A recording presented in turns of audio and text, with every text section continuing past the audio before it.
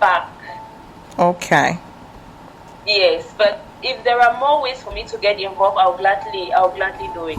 Fantastic. Hey, beautiful people, how on a day? Hope you all are doing very well today. Welcome back to the Young and Independent Show, where we talk about a variety of topics to help young folks live lives that are spiritually fulfilled, lives that are value added, lives that are less materialistic, and above all, lives that are financially independent. I'm your host, Sil, and today I've got my CC, Dodo. I'm so excited to see her. As soon as she popped up on the video, I was like, oh my god, she hasn't changed. Pretty as ever. She's looking so good. She really looks so good. I'm jealous. She's not aging. She looks really good. So I got a comment from Dor when I made a post on social media about entitlement. I actually did it was a quote. And on the quote I said, from the moment you turn 18, no one owes you anything.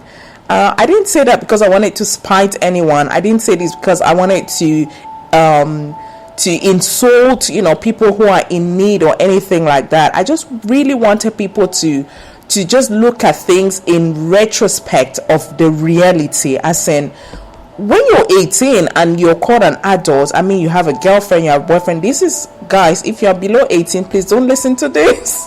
It's not for you. Just keep moving. And from the time when you start having intimacy and all that, I mean, if you've made the decision to start having intimacy and, and start indulging in things that adults indulge in, then you might as well take care of yourself. Why do you expect anyone to take care of you? I got a call from a young woman, and she said to me, I really need to talk, coach. I was like, okay. So I really need to talk now. I'm so depressed. So I got on the call with her, and I said to her, I asked her, what's the matter? And she said, my family has decided they will not support me anymore. So I said, I'm so sorry. I asked her, how old are you? And she said, I'm 24. I was like, I tried not to laugh. I said, are you kidding me? You're 24, but you're supposed to, at your age. I had already had my first child. I think I bought my first car at 21. I'm not saying that you should do exactly what I did, but at 16, when my father died, I knew that I was on my own. But you've had your family all the way, they've sponsored you all the way, and you're saying, this even did not even talk to me. They don't. Why do you feel that they owe you this? I felt that way when I was 16. I was entitled to a tuition because I thought, my uncle is actually using my dad's money. He owes me this. Yeah, but reality slapped me in the face. It slapped me in the face, and I was like, what's going on? Anyway, the thing is, with African, let me go back to where we are from. In Cameroon, they say independence start at the age of 21, I think. But considering the fact that most Cameroonian families are out, they usually bring this up okay, from 18 you're meant to be on your own. Right. I remember. I think I lost my mom about the same age as. Maybe I was between 17 or 18, I think. And then one of my uncles, he's my favorite now because he has a very strict personality. I really don't want to call names because I don't want to get it. Yeah. Well, let's keep it anonymous. He told me, at your age, there are people in the States who own their own houses. Right. And I was like, okay. And then I started thinking the people who are abroad who own their own houses have had a different upbringing, have probably had a form of settlement. Mm-hmm. But then again, I was like, what kind of form of settlement am I thinking about here? Is it an education? Because settlement comes in a lot of different ways.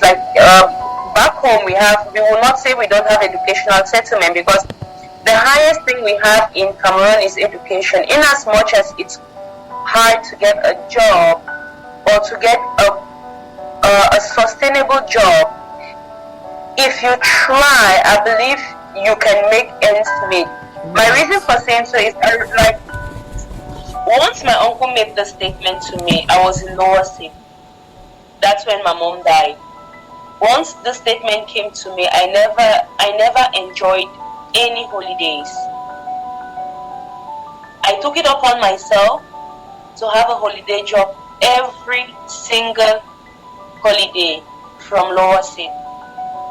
It's true, I was already like, I had the base, I had the foundation of a commercial background. I was fortunate. My mom earlier on asked me like, what would you like to be in future, and whatever I said was in the light of comments. Yeah, entrepreneurship. So she put comments and economics and all of this. So she gave me this base. She made this choice for me, and I am grateful for that. But what I want to really say at the end of the day is, we need to be self-conscious. Like, if you are in this person's shoe and all of this is expected of you, right, will you be able to meet up with it? I think this is the basic principles by which it's going to make more sense to everyone. Like, if you are in this, it's okay, you need a phone. I understand you need a phone. And it's okay for me to ask you like, oh, okay, I want to give you a phone. I'm really ready to give you a phone, but how much do you have? The reason I'm saying so is because I was brought up in a family where if you ask for anything, even going to the university, I was asked, how much do I have? Okay. Yes. How much skin do you have in the game? You know, okay. So, but to me, like, I'll be honest, it felt hard, it felt difficult, it felt like I'm alone, which I am, and I am really grateful for it, because there is no other course I would choose to take in life than the one I took. Oof. The lessons I learned along the way, the energy and the effort it instilled in me, making me want to be in a position where I will never ever want to feel, I don't know how to say it, but kicked down, so, looked down exactly, upon. I will never want to ever give someone that power. Exactly. You get it. Exactly. You get it. Because throughout the struggle, I remember my first job after I got out of the university was sort of a bursar for a professional school, like a university. And I was expecting like, oh wow, this is it, I'm going to make much money. But I was paid, I think I was being paid, it's either 15,000 francs or it's 25,000 francs. And from where I live to where I go to work, they couldn't cover the transport for the month. Oh my God. And at that time, all I could think of was to keep my mind sane enough, because this is another thing we get wrong. Maybe it's another topic for another day. But it's never all about the money. Yeah. This I want us to know. It's never all about the money. I always say it's best to get a job than to wait for the job. The job is going to come when you're in a job. And that is what happened to me, because this is not what I studied for. This is not what I wanted to be. This is not what I but I took the job, and while I was there, I just needed my mind clear enough, and staying at home wasn't really clear, because while I was at home, I'll be like, okay, which family member will really warm up to me if I call and I ask for this help, or if I call and ask for this help? And none was forthcoming. Yeah, of course, you're on your own. So I had to take this job, and along the way in this job, I got the job. Right. I got the mentor. Right. I got the zeal to want more. Yes, for myself. Yep. But I'm like, I will take this entitlement thing back to my Recording culture. in progress. I'm just going to record in Back to case Spreaker lets us Okay, down. okay. So I'll just take it like back to my culture. Like I come from Akum in Cameroon, to be precise, in the northwest region, where we have this culture where when your parent passes away, while they go to shave, like the shaving of head ceremony, they go and wash you up in the stream and they say things to you. Yeah. So my grandma, God rest her soul, she passed this year. She told me, you shouldn't look at your uncles or your cousins and envy them because they have a father. You shouldn't. You shouldn't look at your aunts and their kids and envy them. They are not your parents. From now henceforth, you are the person in front of you and you are the person behind you. Wow. This is something from my culture. This is what they tell you. Wow. We will be here to support you, but you shouldn't envy. You shouldn't want that because you can't have it. Yeah. Now, entitlement comes in like in to me though, it comes in different forms. Like you will be like, okay, I have this uncle abroad, I have this aunt abroad, and I'm hoping they can do this, they can do this or do this for me. But do you know the life they are living abroad? Do you even know if they have their own meal, or just because you think they are out of the country, they can make this ends meet for you? They think the grass is always greener on the other side. You see, I had one of my relatives. She texted me, and I just realized that every time she texts me, it's just to ask me for stuff. So one day I got really pissed off, and I said to her, "Excuse me, do I owe you anything? Why have you never texted me and say, hey, Leo says, how are you doing? How are the kids? Hope you all are fine. Hope you slept well. Hope you all have had something to eat." Why are people of the impression that when you're abroad, you're living a lavish lifestyle, or that you always have excess to give to them? And what really annoys me, or what really hurts me, it's not really annoy, it just hurts me, is the fact that people don't really care. People just care about what you give them. They don't care how you're faring. You can literally die and they will not even know. You can be sick in hospital and die, and they'll only hear that you've died, and they'll go and eat. Know. Yes.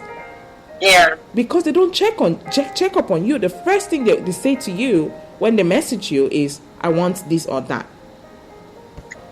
Well, I'm like, the truth is, I'm really grateful for this generation and like my cousins, like my immediate people I interact with, because we've had this level of understanding. Like, the truth is, I would just say it's both ways, because there are sometimes you are different. Like, you are expecting like okay, if someone texts you and like hi, the person wants to actually check up on you.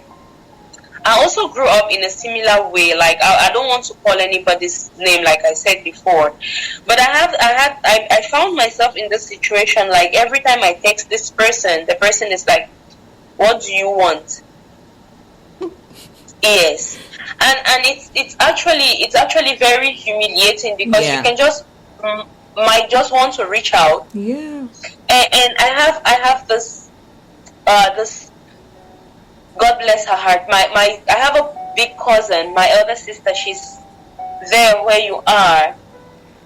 Like, what she offers it's priceless. We could make like 5 months we don't talk. We could make, it doesn't matter how long. But when we get on the phone, we touch every base. She checks up on me. She checks if my hair like the strands of my hair are still okay. If yes, she does that. That's priceless. And she has the love of the entire family, and you might think for a minute that it's because of finance, but it's not the case. She just cares. and she knows how to show it. No matter how busy she is, she'll schedule like, okay, I will check up on this person. And also my cousins, because I don't really have like direct siblings, so I mostly interact with my cousins, and they're like, okay, I haven't heard from you, what's happening? They will do that. Right. They will do that. And they are beginning to, like, everybody around me is already beginning to understand that they are not entitled to anything. Yeah. And we have this mutual understanding. Neither am I, because it's not like it's a one-way thing. Because there are times I'll be like, oh my God, this person is coming from here and you didn't send me this thing. And then I'm like, oh, watch out, you didn't even send money for this thing. Yeah. Yes, like I will talk to myself like, watch out, you didn't even send money for this. So you shouldn't be like, okay, they didn't send you this. Did you send money for it? No. Exactly. So we just need to be in the other person's shoe. And I just feel like if you're in the other person's shoe, you better understand it. Right. You know, it's all about empathy, isn't it? You know, someone asks you for a phone, you send them a phone, they're like, what kind of phone is this? I was expecting a Samsung S10. Like, are you joking? You even have a phone that I don't even use. Thank you. Do you know what I am using? Exactly. You don't know and you don't care. But you're criticizing the sacrifices that I have made to be able to afford what I have sent you. It's just ridiculous. Exactly. It is ridiculous. We just, and also it brings me back to this mentality of you posted something with regards women going into marriage with the dependency that they are going to. They are going. The truth is, you can't. It's like you can't pour from an empty cup. Right. You can't. I don't know if it even adds up. Like what I'm saying, if it adds up, but you can't get into a relationship expecting to receive when you don't have anything to give. I don't understand. It's true. Like our world is so diverse. Like you have husbands who just want their wives to stay home, but while you stay home, what value are you adding? That's Some stay home, they don't cook, they don't wash clothes, they don't even look after their kids, they want a nanny, they want everything. Exactly, and I feel that's my problem now with the entitlement at that level, because you're like, okay, no, he makes this much money. Yes, he should I'm afford entitled to a nanny to take care of myself. I need to live a comfortable life because this is why I got married to you. It's do you think about, God forbid if something happens, but do you think about like, okay, something goes wrong and I love our African culture. Your in-laws will put you in your place. Oh my God. And they'll be like, this is my son's money. You see, this entitlement issue is really plaguing our continent in particular, because people in Europe, you know, and America, in fact, in the West or in the Western society, the people, you know, from the time you turn 18, your parents expect that you're sorting yourself out, literally. You know, it's not a conversation that has to be had.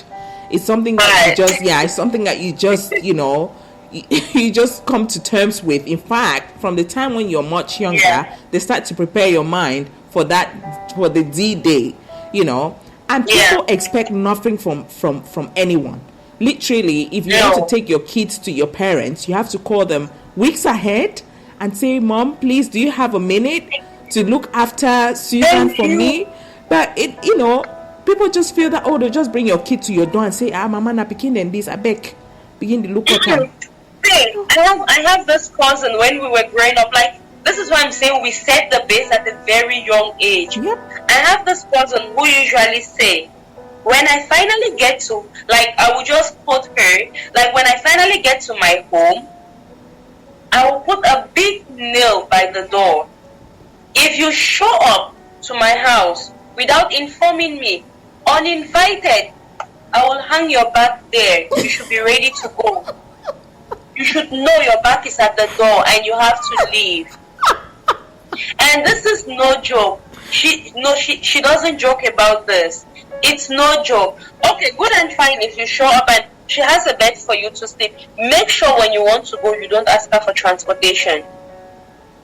Or you don't complain you're hungry, because she did not program, she did not plan for you. Yeah. And do not complain about this, because you're not entitled to it. Yeah. You are not in her budget. You're not in her finances. You have to talk it out with her before you show up.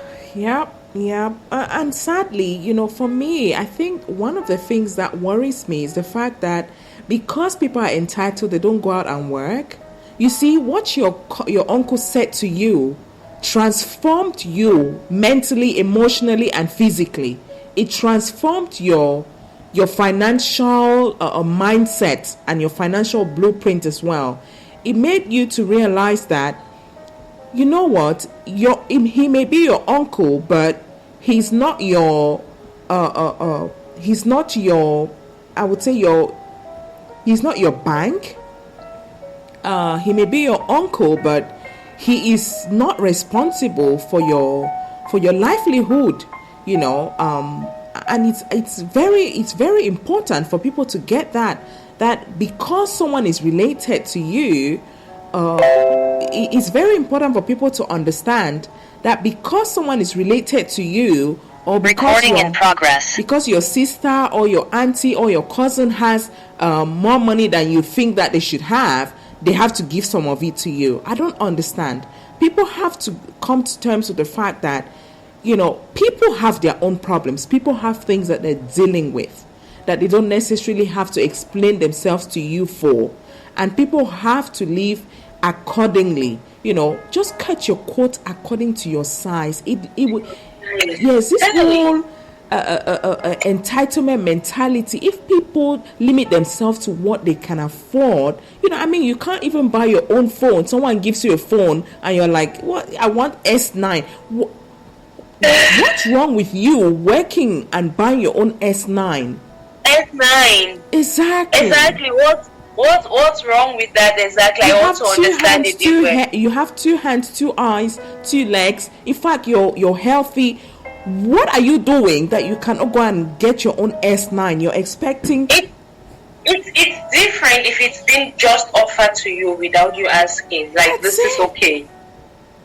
But then no, and most often what I noticed is most entitled people lack appreciation. Oof. My cousin in China, she told me that she was sending money to her friends back home. I mean, grown women who are like her.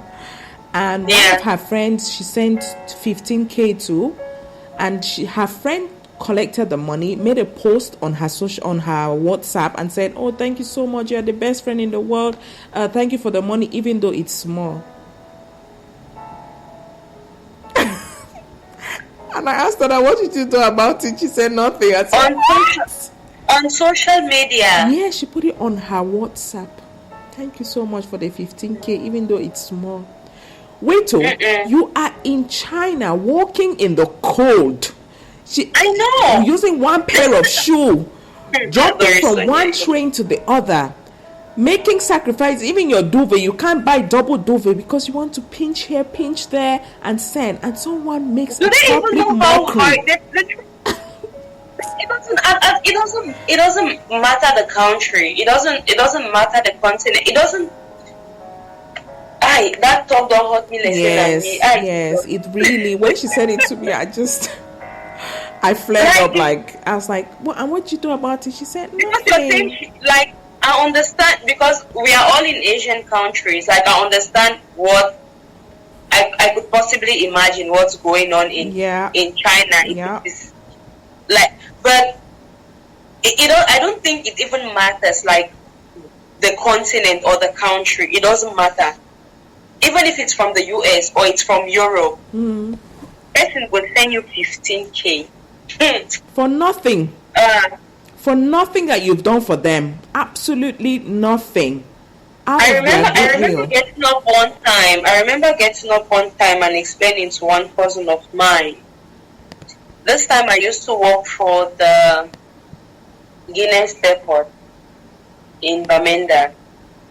I used to sell this. I was selling the spirit at that time. I wasn't in charge of, because I grew my way into it. So I was selling spirits and I would carry them in backpacks. And how we got our salary at the end is, I think it was 100 francs per bottle, or it's either 100 francs per bottle or it's maybe 150 francs per bottle. And I will notice, like, I'll just like have this habit, like I wanted this my younger cousin to know I am here, like I could help out, I could reach out. So every month I'll just find a way to send 10,000.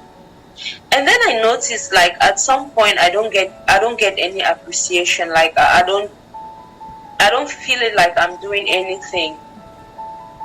So I had to call and I asked, like, do you know what it takes for me to get 10,000 to send to you? I have to carry bottles on a backpack. I walk in the heat or in the cold to sell in a culture where we are still getting to know, because at that time it's not like now where a lot of things are developed. At that time in the Northwest region, we were still trying to get acquainted with spirits, talkless of brands, because people will just know once it's hot, it's a hot drink. We don't care about brands, we don't care if this is good quality or not. But I had to sell not only the spirit but also the quality. Right. And I get 100 francs per bottle. Calculate it by that 10,000 and ask yourself how many bottles I've had to sell, and then take care of my own bills, take care of myself, and then send this 10,000 that you feel it's too small to you. Wow. And tell me, if you're in my shoes, wow, will you be encouraged to do this? Wow. I'm not saying That's something like here, bottles. like I'm doing something, like I'm here, I'm doing like the value is higher there back home. Like I was being paid in CFA 150 or 100. I think that I really believe it was 100 francs per bottle. Wow, you still have the kind-heartedness to put aside 10,000 to send to someone. Wow. Yet they saw it as small. What? Oh. It's like but I don't know. Like it just. The thing is, it's also two ways. Like I really want to talk about this entitlement thing in two ways, because it's the way we've built it up. Yeah. It's the way we've built. It's the way it's. I don't really know how to explain it, but it's cultural. It's embedded in our culture. You know, growing up, people. And also, it's from the two sides. This is what I want to say about it. Like, I feel like it's from two sides. Right. The first thing is you feeling like whoever reaches out to you is just reaching out because they want something, which is wrong. Very wrong. All wrong. And also, you feeling that, because some people have the way they appreciate. Okay, I'll put an example. Like, I might like, you might need help from me and I'll give you this help, and then at the end of the day I'll be like, if you think the UK is too hard for you, or you think Europe is so hard for you, why don't you just go back home? Right. Help me out. Let me see what I can do with the help you've given me. Let me know that, okay, this is what I am offering you, and the truth is I don't know if this is going to be forthcoming. Like, as I've given you now, I might clean my hands off, so you have to struggle to survive. This is a whole different conversation. You're right. Than letting the person you feeling that they cannot survive in this place except they go back to nothing, actually, because if it's like, I'll tell you, you've made your life where you are, and in as much as Cameroon has opportunities, it's not stable. I'm just quoting an example. Yeah. It's not stable with all the crises we are facing, and all the everything shaking the economy. I tell you, it's true, life is cheap there, but you also need to pay for the cheap life. Right.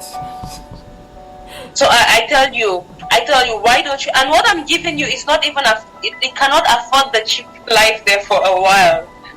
So I'm telling you, like, what are you even doing there? Just, okay, I'm giving you, just go back home. It's going to be better. That's really not, like, to me, it doesn't help the entitled, like, it doesn't help cancel this notion of entitlement. Right. It rather makes the other party, because I want us to differentiate between someone acting entitled and someone genuinely in need of help, but this person knows how to work. Very important to make that differentiation. And just because of circumstances in life or a situation that the person found his or herself in, it's not a usual thing. It's different. Right. Because so like, I don't want us to mix this up. Yeah, it's very important. It's completely different. Yes, but most often it gets mixed up. Like, I will come to you this one time for help, and then you will use me, and then maybe for the others who have always come, you generalize it like, you guys always do this. You think my life here is perfect. Right. Yeah. But that's not the case. This person is coming to you for a one-time thing. The person needs this help. Mm-hmm. And the other people, the entitled people, they are solely dependent. Like, they don't want to work. And anyway, this is a topic for another day. I watched, I don't know if it's on your blog or something. I watched this video of this Cameroonian lady in France, wherever she is. Like, oh my God, I clapped. Like, she made so much sense. But and this, it still has to do with entitlement, right? Like, people were like, you fold your arms and you're like, no, my daughter is here, my son is here. It's even better when a parent will be like, my daughter and my son, because they've worked for you to be where you are. So it's different. What I really don't want mixed up is the fact that maybe, like, please be on your own. I beg. Just be on your own. Like, I don't want to fix them too much. Just be on your own. Yeah, she made a lot of sense in her appearance on TV. She got a lot of haters. Obviously, people who are the lazy people would hate her, and the hardworking people would love her for what she said.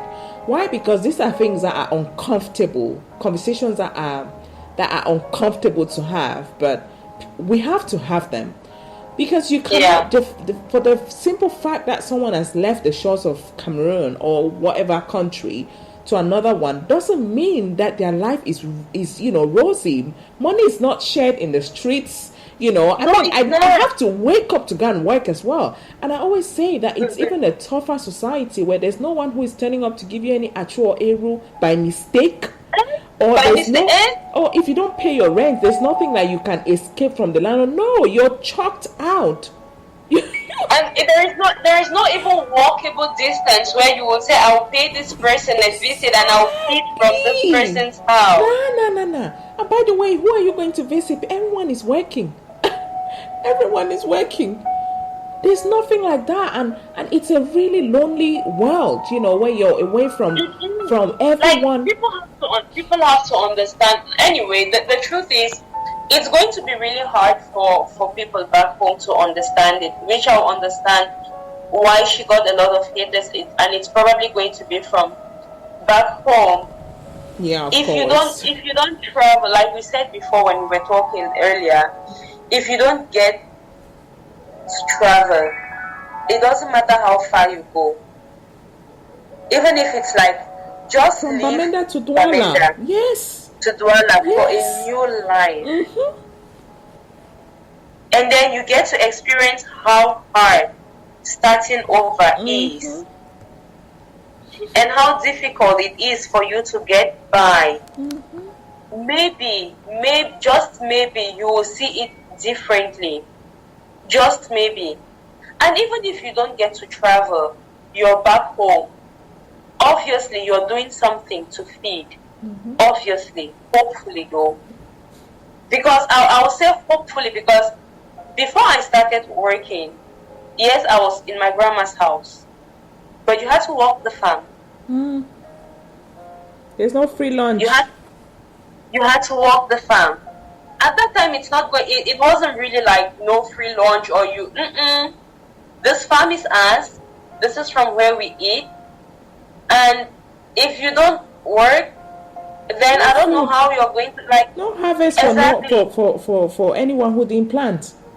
Exactly. So at the end of the day, you have like just imagine the pain you have to go through in the farm to bend. I remember my grandma. You're young and you want to enjoy your life, and then we went out this night. We went dancing. She said, "Don't go," and we didn't listen. And she said, "You're going to the farm in the morning." I'm like, "Okay, grandma, we can handle it." And then we went and we came back, and she woke us up as early as she had to, and we went to the farm thinking, okay, we dodged the bullet. We're in the farm. We can sleep. We practically slept. Like we put the bags on the farm road and we're trying to sleep, and then she showed up. She's like, "Why did I send you outside?" So just imagine you have to go through that to feed. Let me go back to the story. Imagine you have to go through that to feed, and you have to give someone you have to share the farm product with someone. Imagining what you went through to bring it to what it is, to share it out, you might change your perspective about being entitled. Yeah, absolutely. I really like that example that you just gave. I mean, it stems from every area of life. It's not really about people home and people abroad. Yeah, it's about everything. It has nothing to do with being where. Yeah, no, it's not a geographical location. It's a mindset thing. Yeah. It is. I love that. I really love that angle. It will even make us to understand sometimes why babies are not comfortable with sharing. Life is just a learning process. Like, in as much as you be like, okay, no, I'm the mom, or I'm the elder one here, you get to learn from this kid's actions. Like, why don't you want to share? Because it's mine. Now maybe she, in her mind, like she struggled or he struggled to get this thing, and they don't want to share it. And if they end up sharing it with you, please, you better appreciate it, because it's what they're giving it to you. It's at every level. It's at every age. But you also need to know, like, okay, if I give you this, it's because you've done this, or you're worthy of, like, it's just, I don't know. I cannot, the truth is, I cannot reach out to someone who doesn't reach out to me. It's basically that. It has nothing to do with money now. Because being entitled, you're like, hey, this child has stayed here for 100 years and she's not even, and I'm like, okay, did you check up on me and I didn't respond? Nope. Most likely not. Or what did but you you're already expect? entitled, but you're already claiming an entitlement to the fact that this person has stayed here and the person doesn't reach out to you. Exactly. So it doesn't only have to do with finance. Yeah, everything, even greetings, It's no joke. Even greetings. People are entitled. I remember, like, in the office, like, someone would just come to me and like, can I have this? I'm like, good morning. Good morning. I didn't sleep with you. You can't just walk in here and you're like, can you have this? Yeah. Good morning. It's just good morning. Yeah. How hard is that? Exactly. I mean, little things. You see, we live in a very complex world, and coexisting is not that easy. It's Like I've never lost something. Like if everyone understands, like just imagine you're going through this difficulty. Someone else is also going through it. It might not be at the same level. It might not be the same. Yeah. But everybody in their life has their own challenges. Yeah. Your challenge is an S. I'm not even into this thing, but it might be an S something you want. I don't know, an S11, an S something. That's your challenge. And maybe, just maybe, you can afford it, and you really want this as something because it's going to promote you or elevate you in a certain way or bring up your esteem in a certain manner. Right. And then you take the patience to offer someone else. Anyway, at the end of the day, let's try wearing each other's shoes. It might help us to treat each other a little better, especially when it comes to this thing of entitlement. But I would really appreciate my family. I love them now. I want to say now, because back then it was like, okay, they gave us everybody. What I want to be clear on out of time. We've got 3 minutes left. Okay, so I'll just conclude.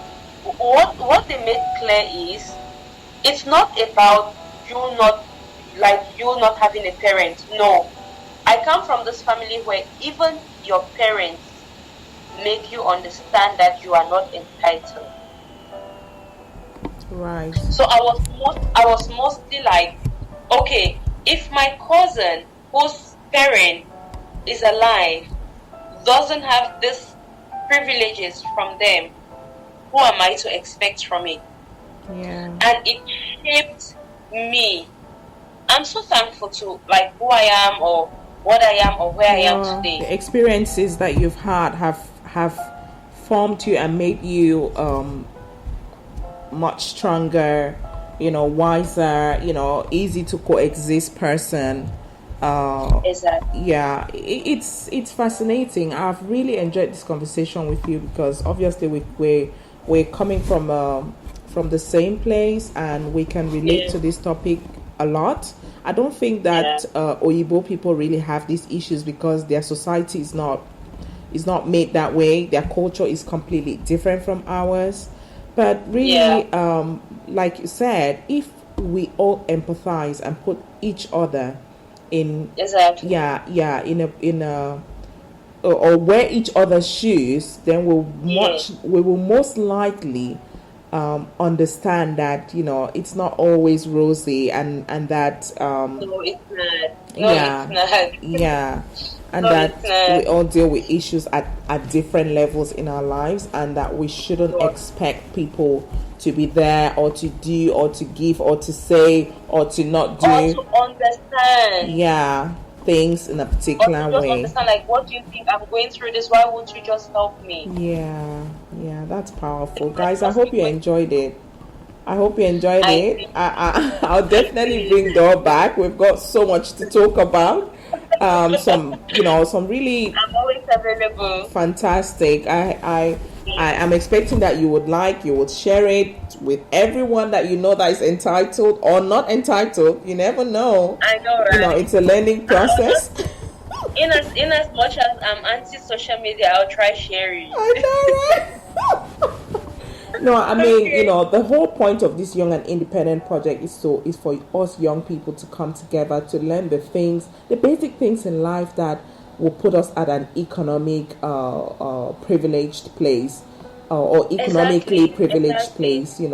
If someone is struggling, you cannot expect them to do stuff for you because they'll drown with you. Just allow people to be able to swim to the shore and then expect them to come back for you. Come back for you. Exactly. So I cannot pour out, it's the same, we cannot pour out from an empty cup. Exactly. Let them build, and then once they're standing on the top, they can fix rope and send down for you to be able to fly. Right. Powerful. Thank you so much, though.